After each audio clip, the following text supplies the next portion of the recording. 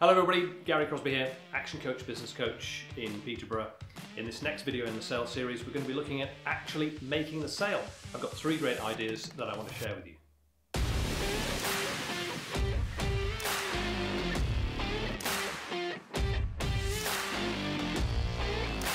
So, we're in a meeting with a prospect.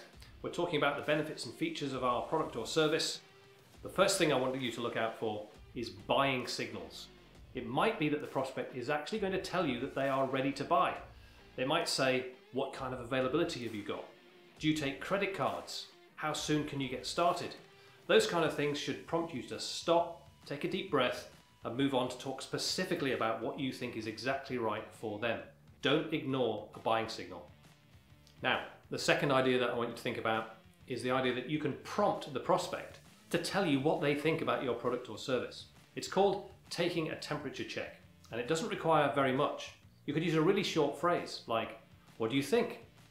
Or my favorite, how does that fit with what you had in mind? All you're really doing is asking the prospect for their opinion, and at that point they could give you a buying signal. So at this point, if you want your prospect to buy something, then you're going to have to ask for the sale. You're going to have to close the sale. And what I like to recommend here is that you've got 3 or 4 closing phrases that you've memorized that you can use depending on exactly the kind of person that you're speaking to. So maybe your prospect has been quite fast-paced and no nonsense, and you want to use a highly assumptive sales closing phrase. You might say, this feels like a really good fit. How soon would you like to get started? Now that's not going to work for everybody. My favorite, I've used it as a temperature check phrase, but it's still a really good closing phrase.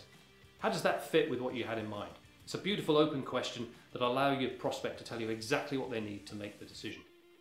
And finally, you might have a prospect who's been really down in the detail with you. They've wanted to know every single last thing about the product or service that you're offering. And you could use a phrase like, is there any more information or assurances you need from me before we get started? That's a really good way to handle somebody who wants a lot of detail. Now at this point, objections may pop up. Head over to the sales playlist for more information, more tips on how to handle objections.